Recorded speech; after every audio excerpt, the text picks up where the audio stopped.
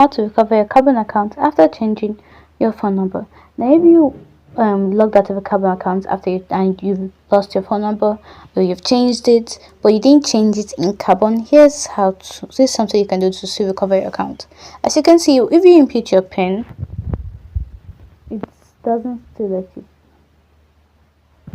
sign in. It says one or more required fields is missed, which is your phone number.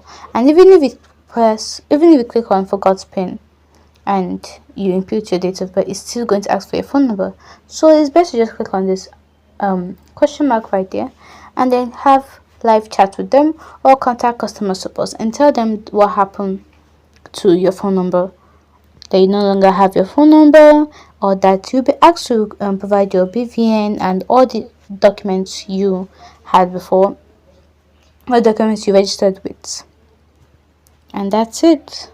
Hope you found the video helpful. And oh, please note that it takes a couple of days or even weeks to resolve it, and you might never get a response. So be ready for that. Be ready for a long delay. Hope you found the video helpful. If you did, don't forget to subscribe and comment down below. Thank you for watching.